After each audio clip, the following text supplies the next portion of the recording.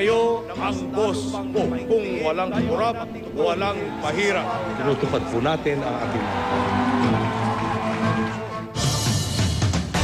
Sa 4 na taon niya sa pwesto, hindi nga raw may kakailang tagumpay ng Administrasyong Aquino, lalo na sa ekonomiya. Gayunman, may mga pangakong patuloy pa rin naghihintay ng katuparan. At hindi rin nakaligtas ang pamahalaan sa iba't ibang mga kontrobersya. Katulad na lang ng DAP o ng Disbursement Acceleration Program. Balikan natin ang mga tagumpay, mga nabigong pangako at mga isyong kinakaharap ng Pangulo sa report ni Pia Arcangel.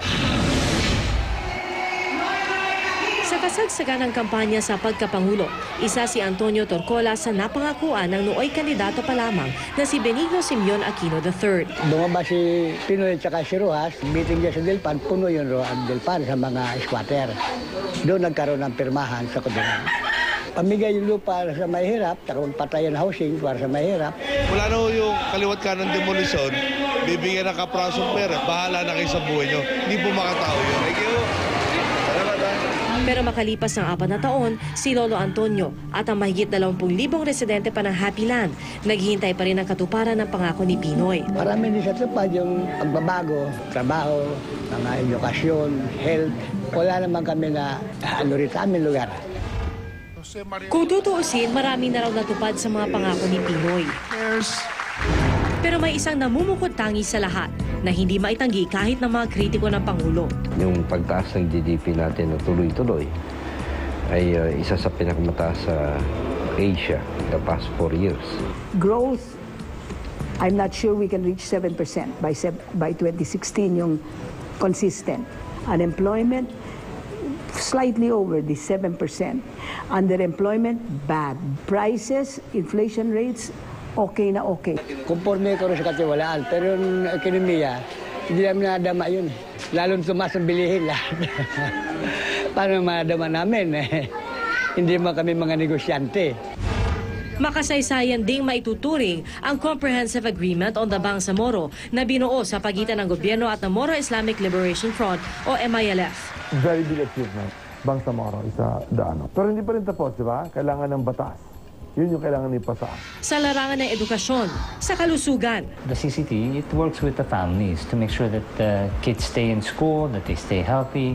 Ang importante dito, sa nakita ko sa CCT, hindi siya merely dole out. Pati na sa pagsugpo sa korupsyon. Panahon na po upang i-abolish ang PIDAP. Malaki na raw talaga ang ipinuntos ni Pinoy sa pagtupad sa kanyang mga pangako. Pero para sa ilan, ang marami kulang pa rin. Kulang sila sa edukasyon. Kulang ang trabaho. Ang taga-depensa ng Pilipinas ay yung minisyon, itong barko na to na kinakalawang na butas-butas. Isang malaking pagkakulang ng current administration is the support for freedom of information. Bagamat sa mata ng mundo, umunlad ang katayuan ng Pilipinas pagdating sa pagsugpo sa korupsyon. Nakabinbin pa rin sa Kongreso ang Freedom of Information o FOI Bill na mabisang armasana laban sa katiwalian sa gobyerno, kahit na isa ito noon sa ipinangakong tututukan ng Pangulo. Sa tingin ko yan ang malaking failure ng Aquino government, no? Pag sa 2016 wala pang FOI, lahat ng ginawa niya na transparency, na anti-corruption, goodbye. Ang katunayan dyan ay kahit na wala pang pinapasa na Freedom of Information Bill, nauna na ang pamahalaan sa pagpapatupad ng mga konkretong hakbang na as if meron ng FOI. Hindi rin nakatulong sa tuwid na daan ng Pangulo ang kontrobersyang hatid ng DAP o Disbursement Acceleration Program ng Administrasyong Aquino.